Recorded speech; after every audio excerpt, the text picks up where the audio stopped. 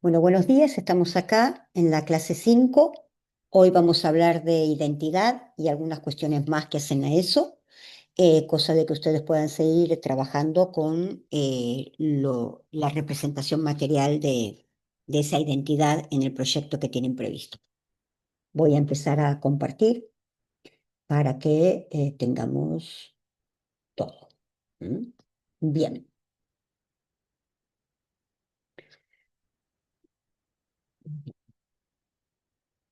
bueno. Hoy vamos a hablar de la identidad. La identidad es una dimensión fundamental en toda materialidad, en toda situación de comunicación, ¿sí?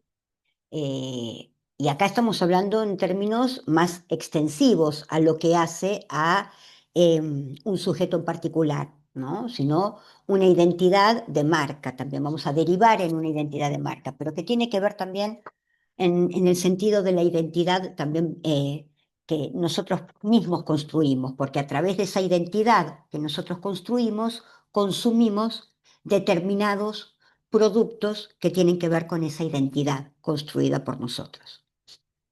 Entonces vamos a hablar de identidad como un proceso de naturaleza discursiva, de carácter social, que determina la marcación, ratificación, no es solamente una marcación, sino una ratificación de límites simbólicos y la producción de efectos de frontera, ¿sí? Es una construcción discursiva en constante transformación.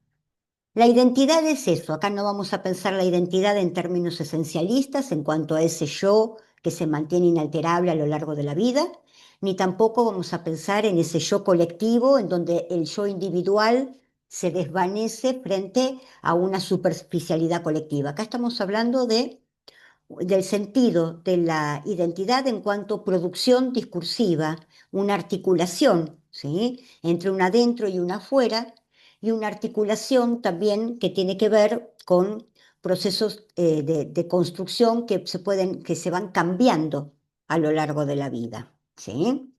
Hay una estructura común que se mantiene, que tiene que ver con nuestra biografía, pero también esa estructura común se va alimentando de procesos simbólicos y de materialidades discursivas que dan cuenta de esa identidad. Esa identidad surge por la diferencia, no surge como una elección natural por el gusto, por lo que me gusta, sino precisamente es una reflexión interior entre un adentro y un afuera, lo que quiero y lo que no quiero, lo que me gusta y lo que no me gusta. Y siempre es esa diferencia entre esos dos extremos lo que establece nuestra identidad. Algunos dicen que uno se reconoce más por lo que no quiere ser que por lo que es. Y un poco de eso estamos hablando. La identidad se construye sobre la base del reconocimiento de lo uno y de lo otro. ¿Mm?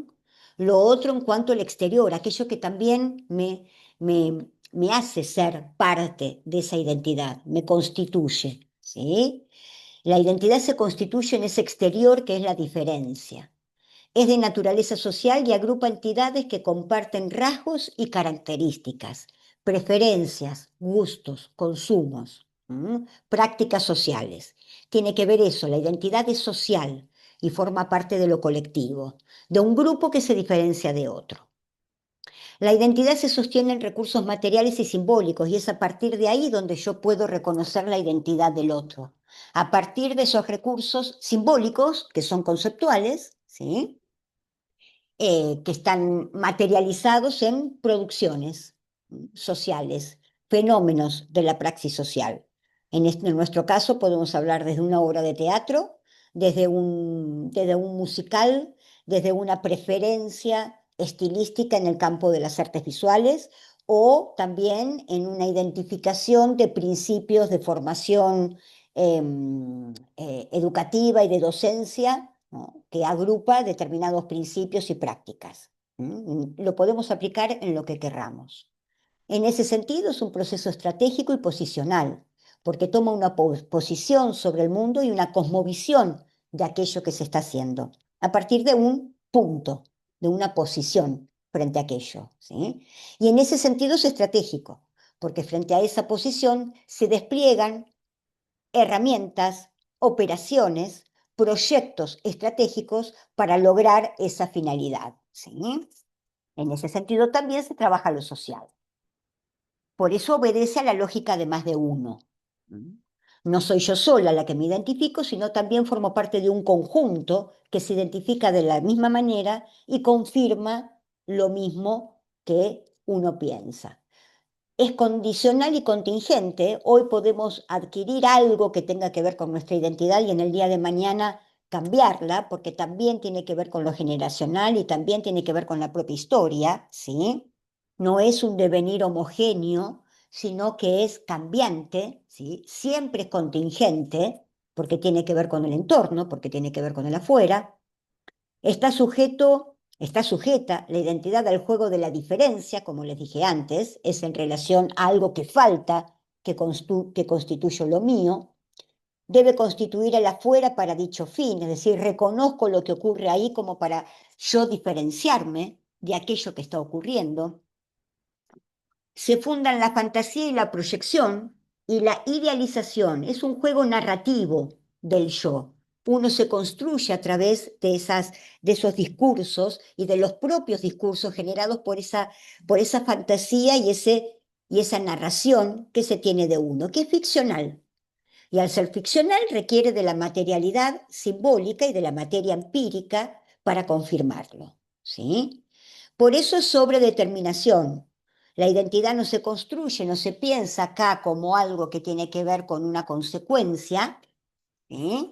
Con una diferencia, ¿no? Diferencia como una ruptura entre el afuera y el adentro, sino que es una articulación. Por eso es una sobredeterminación. No solo estoy determinado por mi condicionamiento que tiene que ver con mi biografía y con mi historia y mi carácter, que lo mantengo a lo largo de la vida, sino que también esa identidad se va alimentando de otras articulaciones que tienen que ver con el exterior.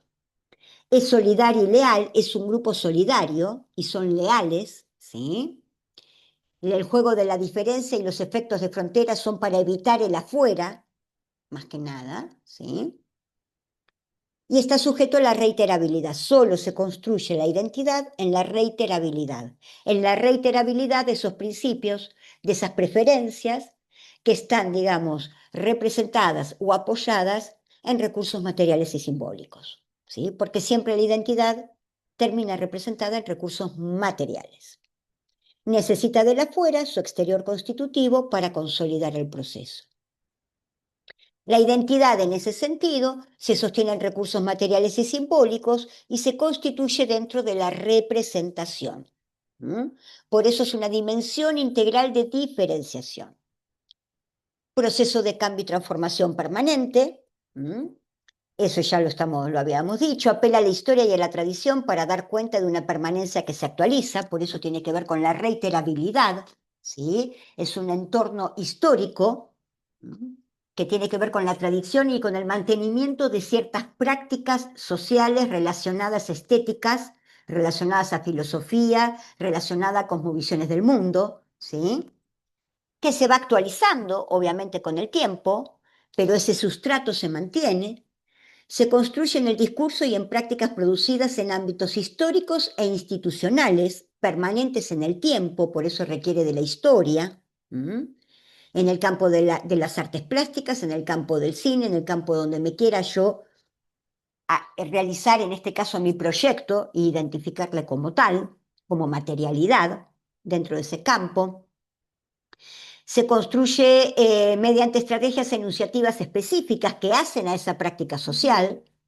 Y es producto de la marcación de la diferencia y la exclusión. Yo me tengo que identificar, me tengo que diferenciar de aquello de lo que no soy para constituir mi ser, ¿sí? Porque no tiene que ver con una unidad idéntica, ¿no?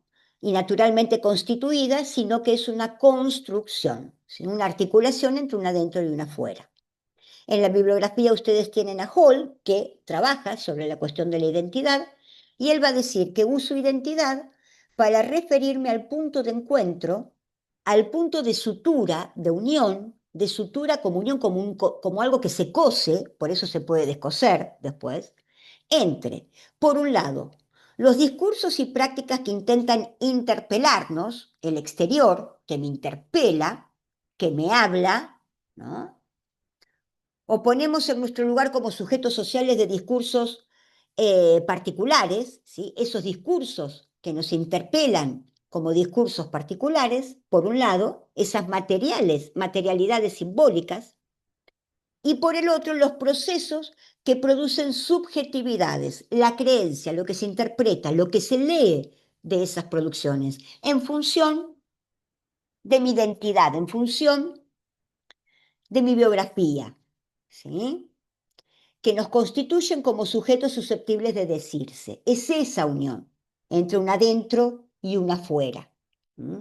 De tal modo, las identidades son punto de adhesión temporaria en la articulación entre posiciones subjetivas, que es mi propia historia y mi biografía, y las prácticas discursivas que el mundo me presenta. ¿Sí? Y ahí es donde se constituye la identidad. Y a nosotros esta definición nos viene bien porque nosotros estamos hablando de productos, ¿no? La identidad de un producto, esa construcción material que debe interpelar a subjetividades, a futuros consumidores. En ese sentido, si lo ponemos en el plano del consumo y de la cultura, vamos a pensar, ¿qué se gestiona en la cultura? Experiencias, conocimiento, percepciones, sensaciones, emociones para desarrollar valores. Esto ya lo vimos, ¿sí? Se construye, digamos, es la intervención en el territorio de una ausencia. Entonces vamos a encontrar, por ejemplo, estas materialidades que nos interpelan, ¿no? Una identidad de marca. ¿Cómo podemos trabajar la identidad de marca? Es lo que vamos a trabajar, cómo identificamos y nos asociamos, ¿sí? Por ejemplo, la construcción de una marca, ¿no? De un logotipo o isotipo, ahora lo vamos a ver. Acá estamos hablando de una plataforma que estuvo hace unos años, no sé si aún se mantiene, ANC, y cómo en esta marca, en este logo, se encuentra toda la identidad que da cuenta y diferencia a esta aplicación de otras aplicaciones. Es el logo con su texto. ANC, un mundo financiero más simple, ¿sí? Un mundo financiero que te permite caminar. Esto es un piecito. No necesitas detenerte ni dedicarle tiempo, ¿sí? En un mundo muy vertiginoso, podés hacer tus operaciones transaccionales, lo que quieras, si estás en la parada de colectivo esperando el colectivo. O si estás en un café tomando un café. Es rápido, ¿sí? Es lo que te quiere decir. Ahí está la identidad, ahí están los valores, ¿sí? Ahí está la visión también puesta. Tenemos, por ejemplo, Fiji. Fiji Water, el sabor del paraíso, con letras doradas, brillantes, ¿sí? De las islas Fiji, el agua natural. Y está dirigido a un público particular, a alguien en particular, ¿no? Que piensa en ese mundo y configura su narratividad interior, su identidad, con esa narrativa y machea y consume, como el de Nike, ¿sí? Hazlo, para simplificar, y también la rapidez. Una identidad particular, ¿m? Diferenciadora de la de Adidas y demás. Este isocipo isologo y este logo materializan toda una conceptualización que tiene que ver con lo que vimos, la visión, los valores, ¿m?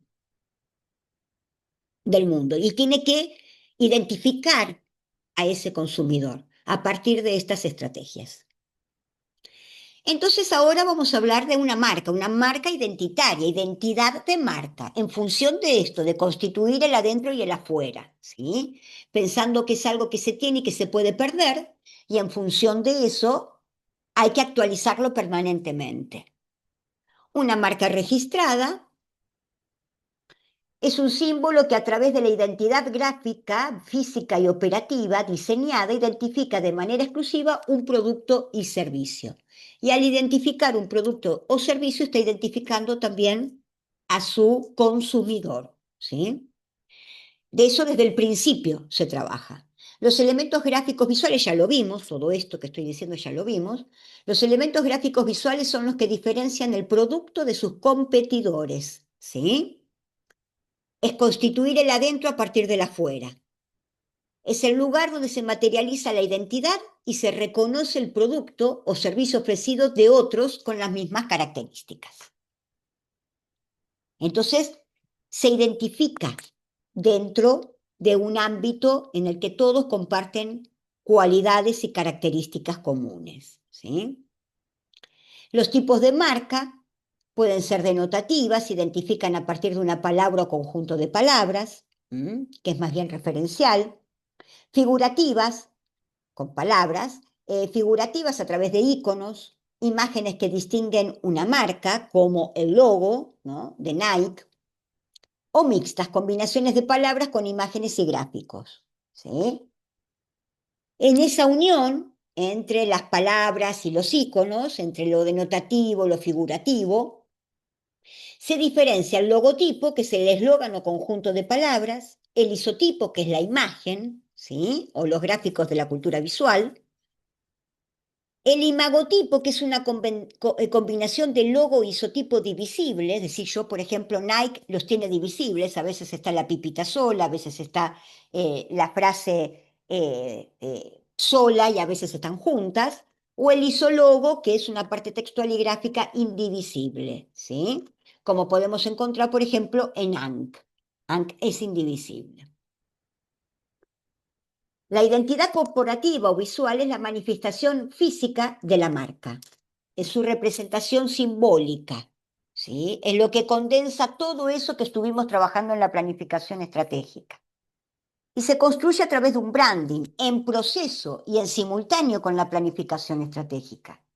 Y es el departamento de marketing muchas veces que se ocupa de esto, el departamento de diseño que está en relación con el marketing, porque el marketing atraviesa todo. La planificación estratégica también, porque actúa en simultáneo.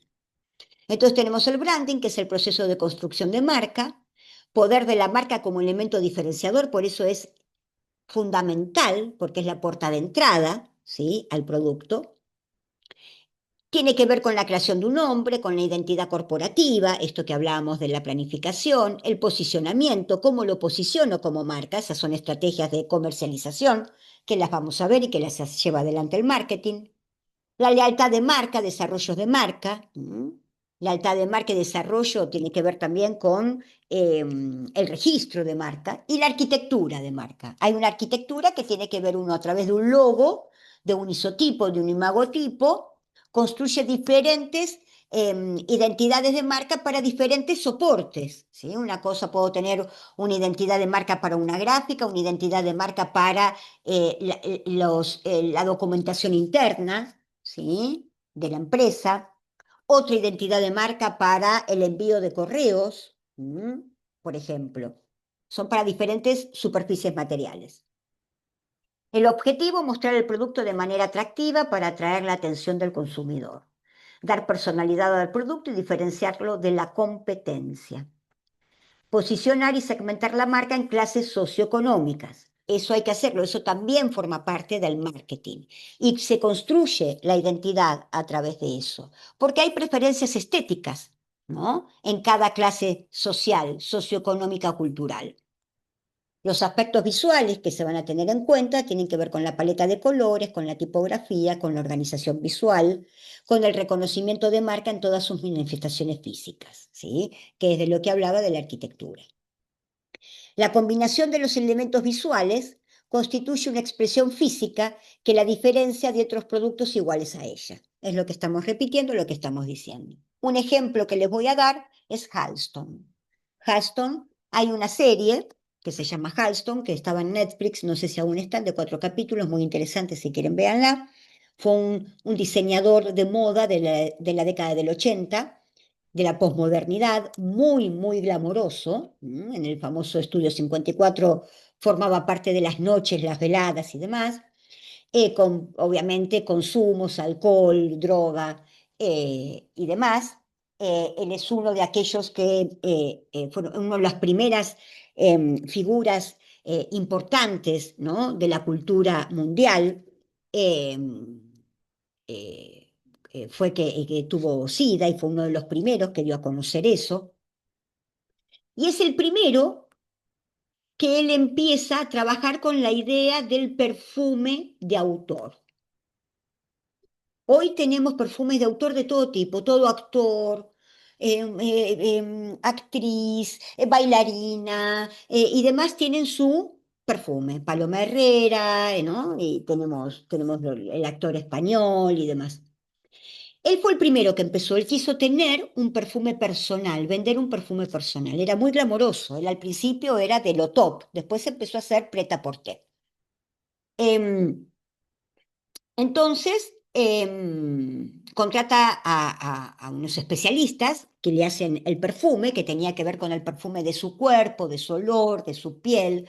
Hasta ha llevado calzoncillos, ¿no? Al laboratorio para que puedan sacar algo que tenga que ver. Bueno, diseña un perfume importante. Cuando lo lleva a la empresa que lo vende, el perfume, había que hacer el packaging. Y el packaging que le ofrecen era el packaging tradicional, el que tienen todos los perfumes. Y él dice, no, de ninguna manera, este packaging tiene que ser diferente, no puede esconderse en los packaging que tienen todos. Este perfume tiene una identidad particular y como identidad particular tiene que tener un packaging, ¿no? Un envoltorio, porque es el envoltorio al final lo encuentra el frasco, particular. Y lo hace diseñar a partir de una joya de Tiffany, una joya, una gema que colgaba, él lo hace. La empresa no quería, no hay presupuesto, no hay presupuesto, no hay presupuesto. Halston le dice, lo pago yo. Esto lo pago yo invierto en el packaging y después me vas a tener que devolver el doble. Y efectivamente, el producto, digamos, fue furor precisamente por la irrupción de un nuevo packaging dentro del mundo de los perfúmenes y una propuesta diferente, ¿sí? El perfume con nombre propio, Halston, ¿m? Como tenía Chanel, obviamente, pero esto es más comercial. Logra su propio perfume, a partir de su olor. Y acá tenemos un proceso, digamos, de construcción de identidad de marca. Cuando uno encuentra que está en el lugar, tiene que tener fe. ¿Se acuerdan que al principio hablamos que era una situación de riesgo? Siempre en la planificación se juega con el riesgo, pero hay que llevarlo adelante. Este es un ejemplo. Entonces hablamos de identidad de marca. El mundo necesita testigos, el nacimiento de la Leica. Hablamos de reiterabilidad y de permanencia en el tiempo. Este logo de Leica está desde 1925 y es el que se mantiene, porque ahí está la identidad, en la tradición, en la historia, en la permanencia. Quaker, desde 1877, valores, y lo ponen en el logo, honestidad, integridad, pureza y fuerza, a través del cuáquero, el campo. ¿Sí? La tradición, y lo mantiene. Y ese logo, cuando uno ve el Quaker, ya habla de eso, ¿sí? Habla de la honestidad, habla de la fuerza, habla de la pureza, no de la fuerza. ¿Sí? Como podemos encontrar Coca-Cola, este logo está desde 1850. ¿Mm? La chispa de la vida, el sabor del encuentro, siente el sabor. Esos son los tres eslogan que pone y saca, pone y saca. Porque a veces se necesita un poco reconstruir ese logo, porque los tiempos cambian. Entonces, en un momento fue la chispa de la vida, desde el comienzo el sabor del encuentro, ¿sí? Y siempre siente el sabor. La diferencia, think different, la manzana mordida, Macintosh, con todo lo que significa, ¿sí? El Malva, miren cómo acá tenemos la tradición, tenemos como la identidad está puesta ahí. Siente lo diferente, acá tenemos identidad plena. ¿Mm? Museo Malva, Museo de Arte Latinoamericano de Buenos Aires, Museo de Arte Latinoamericano de Buenos Aires, ¿sí? Y miren cómo identifica lo que es del museo, lo que es de Buenos Aires, lo que es del arte latinoamericano. Esto es una estructura de marca, es un diseño de marca. ¿Mm? O Kodak, el obturador, la luz que entra. Usted aprieta, aprieta el botón, nosotros hacemos el resto. Kodak. ¿Sí? De alguna manera es como el ruido de la cortina, en una identidad impecable, que se mantiene en el tiempo. Ha cambiado el logo, ahora han vuelto a este que es el original. Entonces, cuando hablamos de identidad corporativa, en la construcción de marca pensamos en el color y la tipografía. El color y la tipografía transmiten los valores de la organización. Estudios demuestran que los colores y las fuentes tipográficas habilitan determinados estados emocionales, psicológicos y simbólicos. ¿Sí? Es así. Objetivos: mostrar el producto llamativamente, atraer la atención del consumidor, tener personalidad que se diferencie de los competidores, posicionar y segmentar la marca en clases socioeconómicas. ¿Sí? Eso es fundamental. Y ya lo estuvimos viendo. Igual vamos a ver de nuevo todo lo que tiene que ver con el marketing y con el mercado y estas cuestiones de lo socioeconómico. Encontramos un montón de materialidades, por ejemplo, miren el Museo Nacional de Bellas Artes. Tiene un logo redondo donde está el Museo Nacional de Bellas Artes, Museo Nacional de Bellas Artes, solamente la silueta del museo como edificio. Acuérdense que el edificio es importante, ¿sí? Y en este caso tiene que ver con un edificio que marca la tradición del siglo XIX, la tradición románica, greco-romana, ahí está todo eso. Miren el Met, ¿sí? El Met es el análogo del Museo Nacional de Bellas Artes en Estados Unidos, este logo, y tiene que ver con la tradición decimonónica también, ¿sí? Del siglo XIX y principios del XX. El Whitney, que es el museo, el contemporáneo, miren cómo se maneja, el logo es totalmente desconstructivo, y da cuenta ya esa imagen, ese isotipo, del desvío, digamos, de lo moderno, de lo contemporáneo, de lo vanguardista, frente a esto, ¿sí? El Museo Moderno, miren cómo trabaja, ¿no? Con una letra propia diseñada para ellos. Este es el viejo loco, este es el nuevo.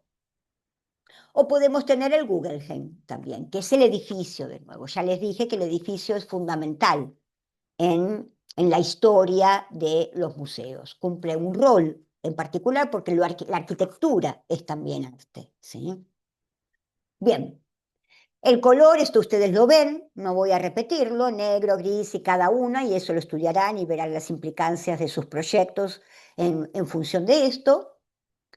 La tipografía, ¿sí? Fuente, estilo, tipo de letra, que acá la tenemos, el tipo de letra está acá, está descripta, ¿no? Lo que tiene que ver con que tiene que ser legible, con pocas combinaciones de fuentes, no más de 3, ¿sí? Consistencia en el uso de los tipos de la letra, tener en cuenta los tamaños de pantalla en el que se va a exponer, considerar el idioma y utilizar una tipografía que llame la atención y que los identifique. Acá están todos los tipos de letra que dan cuenta, como los colores, ¿sí? De estilos, de estéticas, de prácticas, ¿sí? Por ejemplo, las redondeadas se perciben dinámicas, cercanas por su forma suave, la serif clásica, elegante y tradicional, como el Met, ¿sí? que tienen este tipo de letra. Las modernas destacan por ser neutras, las decorativas, personalidad muy fuerte, como el moderno, que también se diseñó, y demás. Entonces ahora vamos a trabajar con estos, voy a empezar a compartir lo que se le experimenta, el timbre 4 y demás para ver las particularidades de la identidad. ¿Sí? Voy a dejar de compartir. ¿Mm? Bueno, vamos a compartir ahora como para que vean. Por ejemplo, acá tenemos el Experimental 2026, que es un festival de fotografía experimental en Barcelona. Y miren cómo lo presenta, muy rimbombante, porque aparte tiene que ver esto, tiene que ver con una fotografía alternativa. Lo alternativo tiene que ver con la novedad, la vanguardia, la experimentación. Y la apuesta tiene que ver con la experimentación, ¿sí? El diseño, los colores, este es un tipo de letra, este es otro tipo de letra, ¿sí? Y miren cómo van trabajando los colores fuertes, saturados. con los que van a trabajar y tienen las imágenes que dan cuenta de las ediciones anteriores, los procesos, los trabajos. Tenés todo lo que es hoy, el que se está haciendo ahora, ¿no? En el que uno puede participar. Esto es pago, obviamente, es privado, pero tiene todo este carácter fresco, ¿no? De novedad, de actualidad. Después, por ejemplo, tenemos Timbre 4. Ustedes lo conocen, Timbre 4 es acá, Timbre 4 es, uno ve en la página y ya en la página ya tiene la identidad de marca, es decir, Timbre 4 está también en Madrid, ¿sí? Hace 20 años que está, usa el rojo como fondo, ¿sí? Medio fuerte, con el blanco, como para diferenciar como visión, como posicionamiento, el teatro hace bien, ¿sí? Y lo que tenemos es la venta de entradas principalmente. No hay mucho. Podemos ver algo de la escuela, sí, porque es lo que le importa, ¿no? El trabajo de la escuela. Pero, por ejemplo, no tenemos nada de la historia. Tenemos el festival, tenemos la compañía de teatro que está en relación a la escuela, ¿sí? Y tenemos algo de historia de teatro, más que nada un poco, y de las obras dadas. Es decir, que esto tiene que ver con el consumo, ¿no? Acá no está puesta en juego la tradición está simplemente en estos 20 años, más que tradición es la permanencia. Una cosa es la tradición y otra cosa es la permanencia, ¿sí? En este caso. ¿Mm?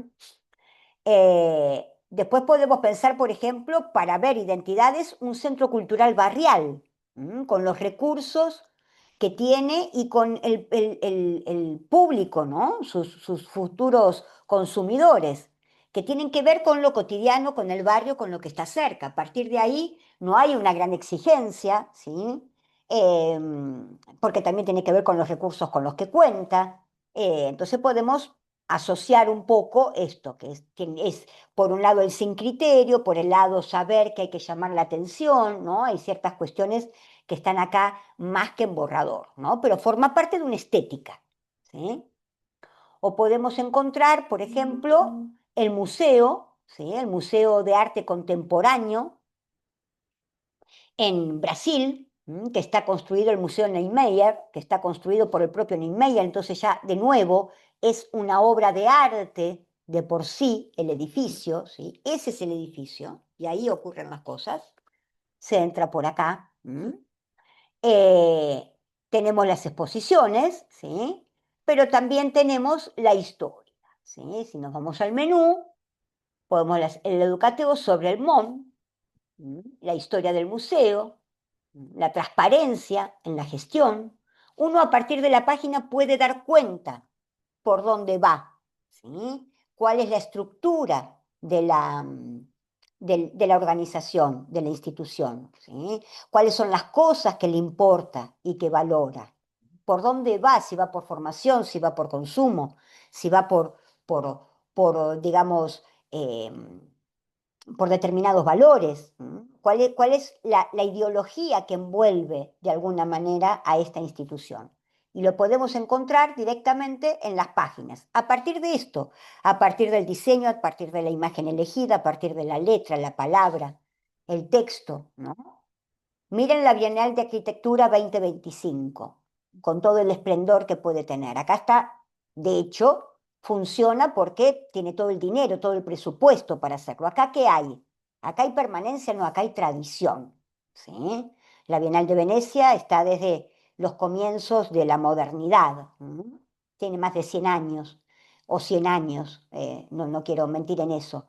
Y de hecho creció, se adaptó a las nuevas formas, porque al principio eran las artes visuales. Después apareció el cine, a partir de la década del 50, 60 incorporaron el cine. Hoy entra la arquitectura, a partir de la década del 80, en la Bienal empezó a entrar la arquitectura, ¿sí? Entonces tenemos la escultura y demás, tuvo todo un proceso, ¿no? De identidad y de tradición que a la vez fue cambiando y fue mutando en relación a las nuevas formas, ¿sí?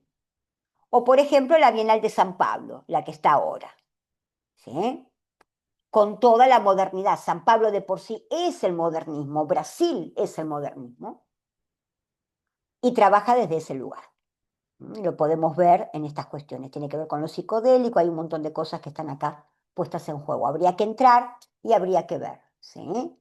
Están los artistas, está la agenda, están las innovaciones, ¿sí? En el campo del arte, ya lo pensamos, ya lo vemos acá, ¿sí? ¿No? La innovación, las fuentes, sobre 360, bueno, y ahí estamos. Y esto es de lo que hablamos un poco, y esta es la idea por la que tienen que trabajar con respecto a la identidad. La semana que viene ya voy a colgar el video, la clase de todo lo que hace al marketing. Así que por ahora, bueno, espero que estén bien y nos vemos prontito, ¿sí? Que tengan buenos días, buenas tardes, buenas noches. No sé en qué situación están cada uno de ustedes. Les mando un besito. Hasta luego.